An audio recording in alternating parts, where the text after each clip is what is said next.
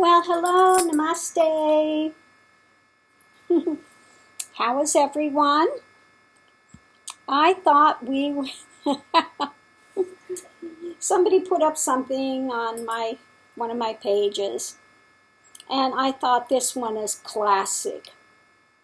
So, this one is written by, of course, Nithyanada for his minions. And I wonder how many people bought this course. Now, I'm going to read a little bit of it. I'm not going to read the whole thing. It's so absolutely ridiculous that it's amazing how people can take what he is saying that's so out of context.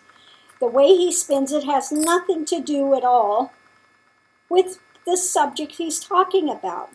Now he's taking the things from the Pantanjali Yoga Sutras, Sutra 137, chapter 3, verse 31. And what's he trying to apply it to? Easiest way to weight loss.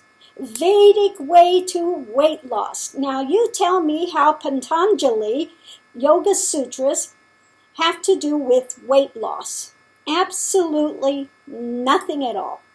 But he uses the sutras as a way to bolster this course that he sold in March 23rd, one day before my birthday in 2011. This one is classic.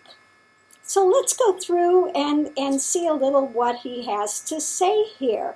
I'm going to go ahead and read the text that they have on their site. Weight loss is a huge billion-dollar industry.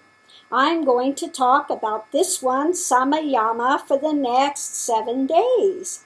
I'm going to create a thorough, scientific, Vedic weight loss program, and I will share different levels of understanding on weight loss.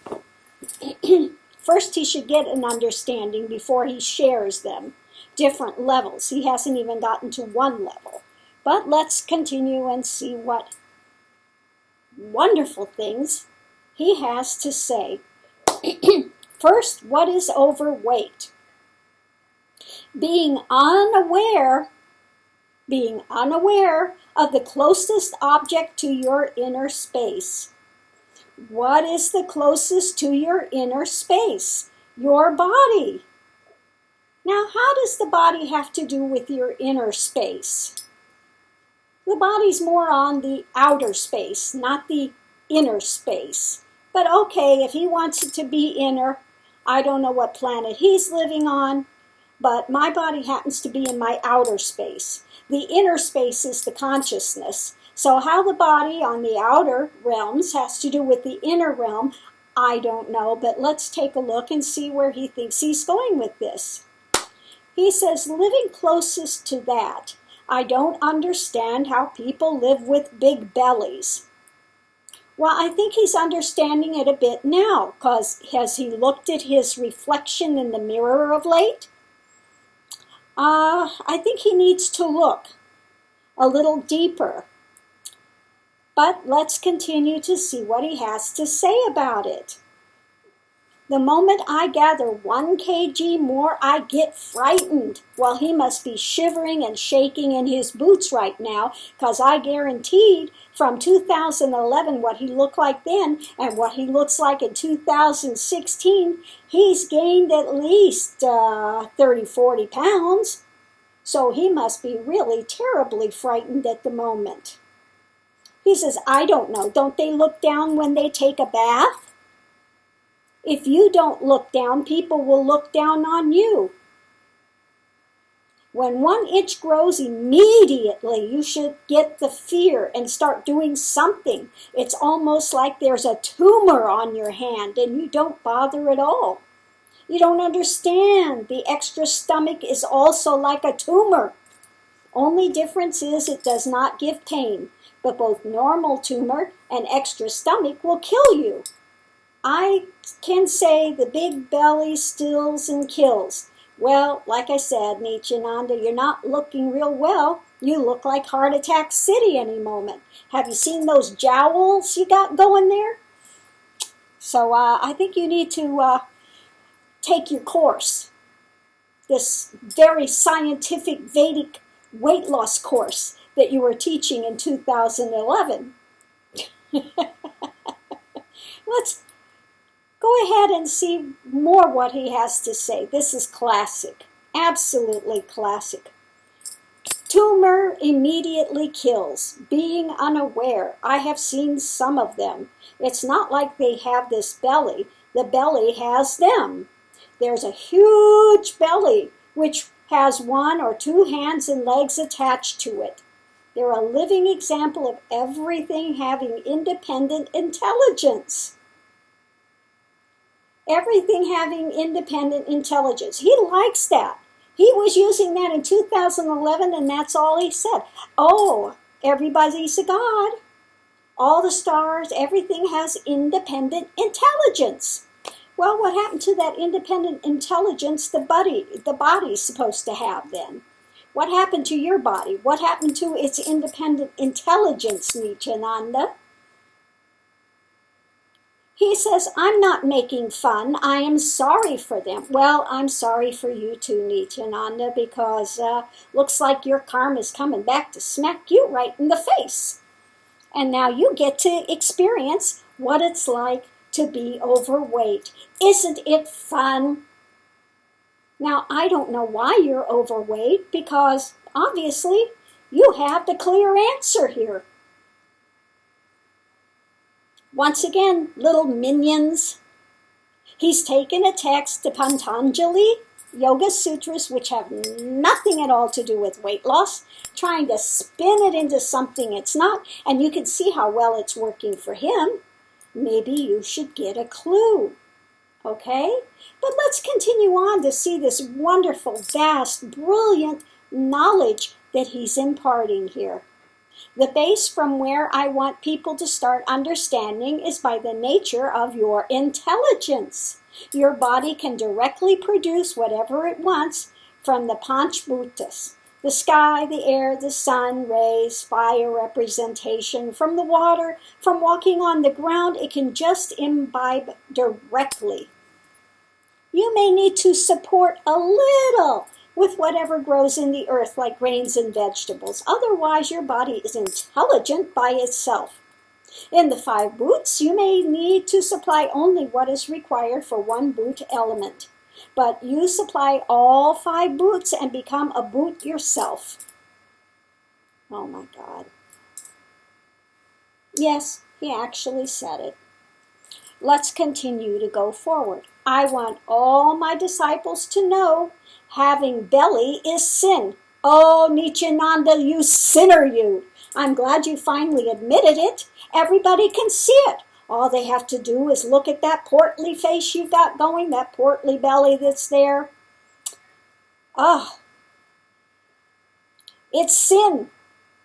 Your sin is eating you up alive, Nithyananda. Oh, little minions, this does not bode well for your guru. Let's continue to look and see more the words of wisdom he has to say. I'm not putting you in guilt. I'm giving you the life solution. Having belly is sin. Utter unattentiveness. Come on. It's your body. Tell your body what is going on. I'm making another one bold statement. Big belly and spirituality do not stay together. Nithyananda. Big belly and spirituality do not stay together. Minions, take the words of your guru to heart. He's got a big belly, big jowls. They do not stay together. Spirituality and the big belly don't stay together. So where's he at? Where's he at? Then he goes on to say, you may say there were enlightened masters with big bellies. They got the big belly after enlightenment. You too can have big belly after enlightenment. They did not want to attend the body after their enlightenment. Their body was there just as a center for people to connect with them. I relate to you with this body, and you can relate to me through this body. Don't justify with a master's body and plan for your body. A Vedant should be healthy and handsome and presentable. Well, Nithyananda, aren't you supposed to be a living example for your students? Doesn't matter what other masters do. You're saying it's sin. But it's okay if you sin, right? To have a big body sin, so you can sin, but they can't sin. But it's okay because you're enlightened already, so you can go ahead and do it. Do you see where you don't make any kind of rational sense whatsoever? Let's continue to see what he says. Unfortunately, the Vedic tradition has distanced itself from health. I can say the greatest important contribution by Buddhism to the planet Earth is they never allowed their health and religion to be separated. But the Vedic guys separated the religion and health. The big belly is almost a symbol of priests and swamis because you don't need to maintain. Dump everything that comes like a temple dustbin. Everything that comes to temple that comes from the devotees goes in. Then naturally, how will you sit straight? Separation of the yoga and Vedanta is the main cause of destruction of Hinduism. Oh, Nithyananda, you're destroying Hinduism. What's wrong with you? Get your act together. You're destroying Hinduism. That big belly of yours and those jowls. It's an affront, I tell you. It's an affront to Hinduism. Shame on you. Have you no sense of what's morally correct any longer? Let's go ahead and look some more what he said. Oh, now here we finally get to Pantanjali. Which Pantanjali is usually having to do more with Kundalini. Nothing to do with weight loss. But of course, Nithyananda, it has to do with weight loss. Has nothing to do with Kundalini. Has nothing to do with meditation, with yoga, with any of that. No, it's weight loss.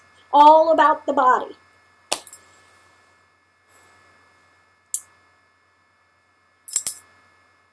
I kid you not. I do not make this up. Okay, so let's see what he says. Pantanjali says, do Samayama on the throat center. All the feeling of hunger and thirst will disappear. I wanted to reveal the sacred secrets step by step, inch by inch, layer by layer from this sutra. First thing I wanted you to know is hunger and thirst is not from the stomach, but from the Manipuraka. It's from the Vishuddhi. Now, since when does hunger come from the throat? Does the throat growl when you get hungry? I don't hear my throat growling when I get hungry. Somehow I hear the stomach. But that's okay. For Nithyananda, it's his throat that gets hungry. Looks like he's been feeding his throat very well. Because he's got the thing going here with the jowls and the... Anyway. Oh, let's see what else. Oh, this is so nice, Nithyananda. Unfortunately, you have become so perverted. You've become so perverted. The moment you feel the heaviness is reducing in the stomach, you think that is hunger. Understand. Understand. Hunger and thirst are supposed to be the signal sent to your body saying, I'm having less energy. Please arrange for more energy. But you are trained so badly that when the heaviness in the stomach reduces, means when the matter mass sitting in your stomach reduces, immediately your body sends signals to send in more. 2 reasons. 1, deep insecurity you have about food. And number 2, it's become a habit to hold. Well, what is it your insecurity is telling you, Nithyananda? And what are you holding? Other than all the things you're stealing from your devotees and trying to hold on to your position, trying to hold on to that little gold throne you're sitting on to, trying to hold all of these secrets that you have and these lies you've been telling all these years. Got a lot to hold on to, Nithyananda. So let's go ahead and see what else he has to say. Understand. It would be nice if he understood. But let's see. Understand. If you don't enjoy chewing in the mouth, you will enjoy the food when it's in your stomach during digestion, which is dangerous. You become perverted, and you start enjoying the food during the digestion. Then, the moment you feel the heaviness is less in your body and it sends signals, come on, we need more, so send in more. Number 2, you always want your stomach to be full because you're enjoying it in the belly, and that's why you're not enjoying it in your mouth. If you are a taste-based person, you will never have belly. Well, I guess you're not a taste-based person because it's clear you have a belly. Okay? Oh, maybe he's just enjoying it in the throat. That's why the face is getting so fat. Maybe it's his throat is enjoying it. I don't know. We'll look and see, though. Do this from today. Do not put the food in your body unless you feel hunger and thirst in the throat. Raghupati Yoga used to do this. He will ask people to fast for 11 days. He would change the habit of changing the wrong signals in your body.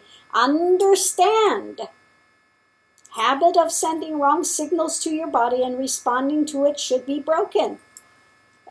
He may want to look at this a little closer in his life. Whenever the hunger and thirst comes, just look in.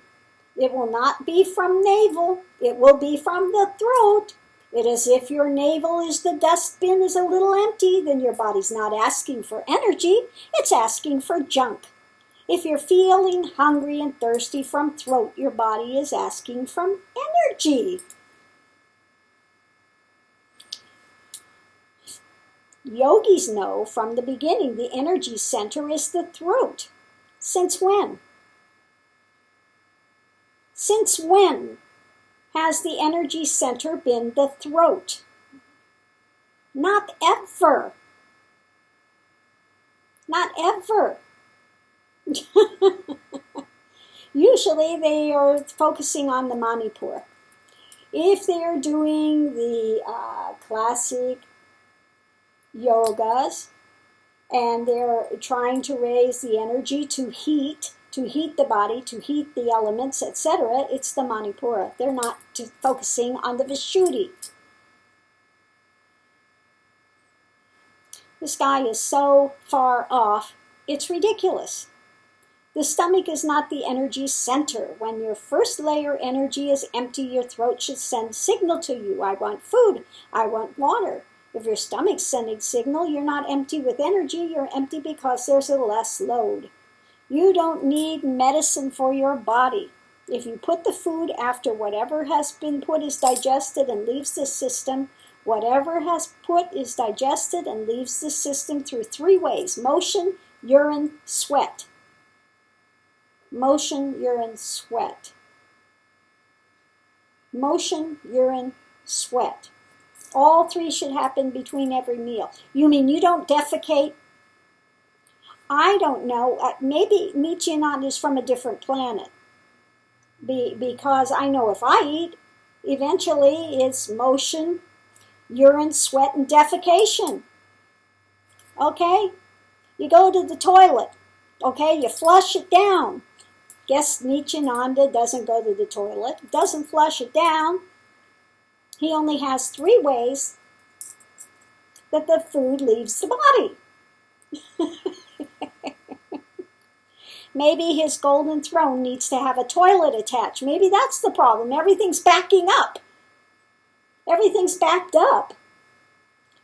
So you might want to get that checked out, Nithyananda. You're supposed to have a thing called an anus, okay? And the anus releases the old food after the nutrients have been taken out, but I guess your body doesn't work that way, so you might want to go have that checked. Just a little heads up, okay? Let's continue forward. Before every meal and anything going inside, these 3 should happen to you. It means 2 meals a day, and at least twice you should do sweating. Means working out. Sweating is completely out of our life. We don't even sit on the ground. Sitting on the ground is considered a great tapasya, a great tapas. Let me guess. Do you do your meditation and you do your satsang? Why are you sitting on the throne? Why are you sitting on the throne? You're sitting. You shouldn't be sitting. You should be out, moving. Don't sit. It's tapas. It's an austerity. It's a tapas. I think he's doing a lot of tapas. A lot of tapasya sitting there. Sitting. Oh well. Whoever's doing this Chandra, Samayama, and this liquid diet, bring your awareness again and again when your body sends the hunger and thirst signal to you. Is it from the stomach or is it from the throat? If it's from the stomach, don't listen to it. Just tell the body, get lost. Well, if you're listening to the throat or the stomach, you're still listening to the body. Okay? Throat, stomach. Throat, stomach, both are body, okay? So you're not telling the body to get lost. You're just being an idiot, okay? Let's continue forward. Your body is like your child.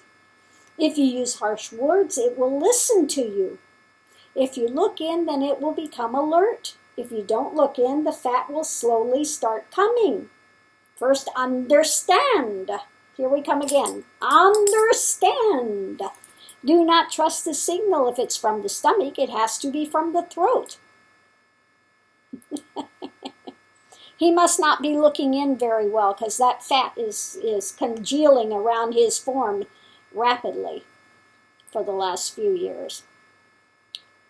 So let's continue forward. You can spend few days breaking this signal of the habit of getting signal from stomach. Few days of liquid diet will help you stop the habit of getting signal from stomach. If you're hungry or thirsty, signal should be from the right place. If the signal itself is coming from wrong place, what will happen to all your responses? You're nothing but junk food, dustbin, Coke barrel, if you're listening to the signals from the belly. I'm going to guide you in this Samayama step by step. First thing, change the habit of receiving signals from wrong places. Then I will explain how doing Samayama on the throat completely relieves you from hunger and thirst. So the first, wrong hunger and thirst should disappear. Number 2, right hunger and thirst should be understood. Then the technique of awakening the throat, which will not only give you the technique, but also right signal, will happen. Throat chakra itself will start releasing energy. Then another 25% of your food intake will reduce.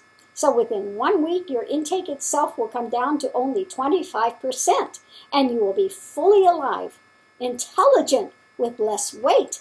It's an important thing to understand. Pantanjali is not only talking about weight loss, he's talking about the dimension of going beyond the necessity of food or water.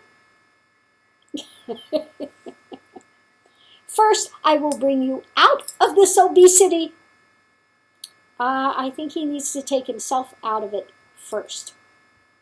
Then bring you back to the regular food habit. Then teaching you the science of food energy and reduce it to less food and water.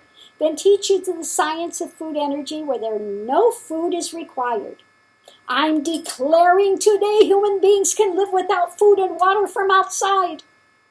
I have seen people living, learned the science from them, and I myself live like that. So I can share the secret and science with you. Somehow, I don't know what happened, but he's got very fat air he's living off of.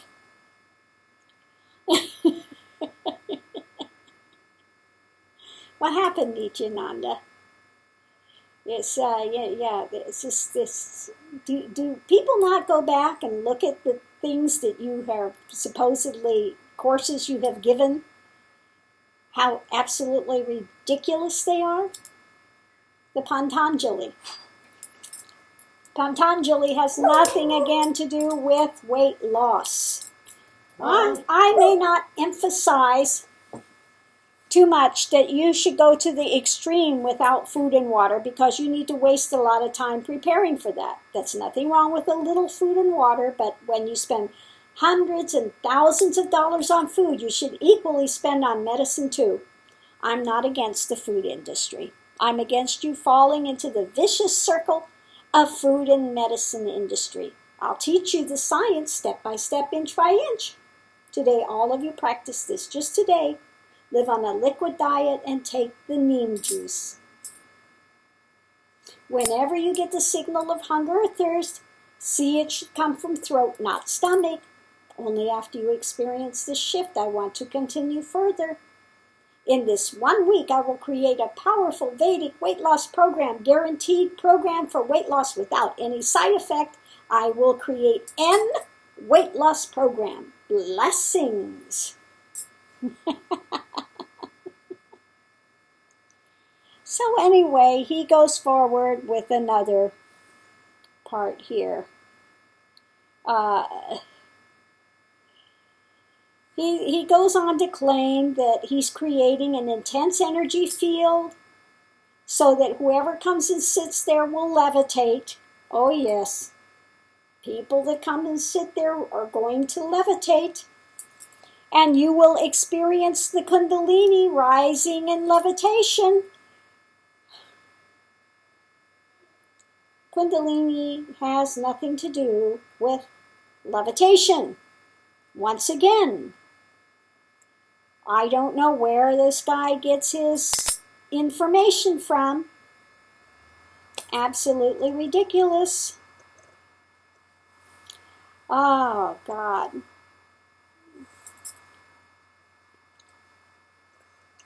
Let me see what else we have. He's got a few really, really good ones in here.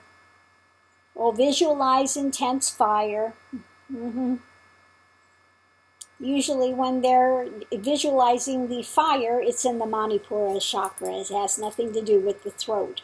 But that's okay. You have your people visualize it in the throat. Really is going to help. Really is going to help them a lot. God, absolutely insane. Anyway,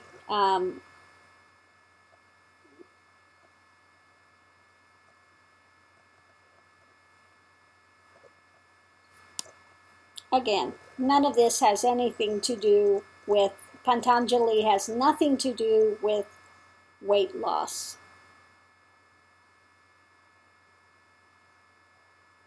So,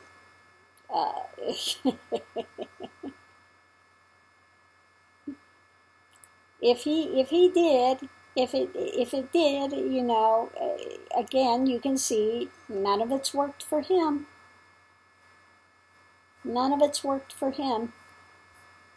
Anyway, he had some very not nice thing to say about women also in this. People can go ahead and look it up. It's called Nithyanada Swami Devotee Sharing and Networking Blissful Sangha. And I will go ahead and put the, if I can put this in the heading of this video, I'll put it there so you can read it in its entirety. And I will also put a link to a picture, recent picture of Nithyananda in all his pudgy glory, that fat is sin. So he must have been sinning a lot since 2011 because he's portly right now.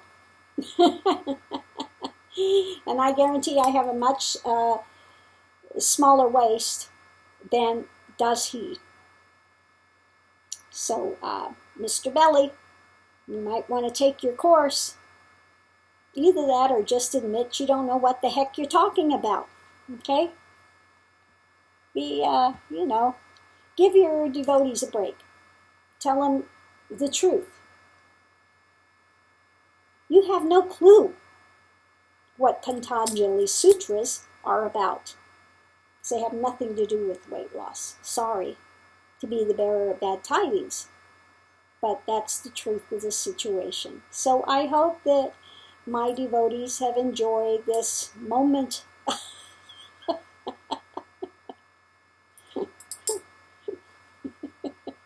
It just absolutely is astounding that anybody could be there and listen to this nonsense and BS that he's spinning and could take any of it to heart.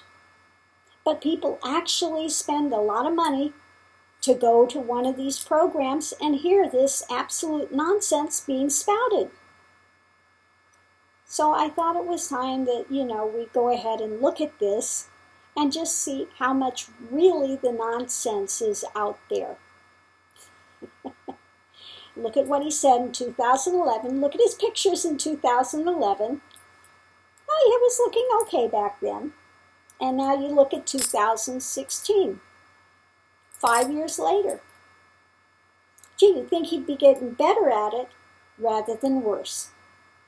So if he's got all this wisdom, and he's absolutely terrified if he gains 1 kg, guaranteed he's gained at least 30 kgs since then. So I know he's absolutely shaking in his boots at the moment. Shaking on that throne like a bowl full of jelly. So again, I hope his minions, well, I know that you don't like the truth hurts, but I don't know what to say. I couldn't pass this one up. It's too good to not comment on. So I will close this out for this moment. On the 23rd, the day before my birthday, he did that one. I guess it's kind of an early birthday present for me this year. Namaste. Bye.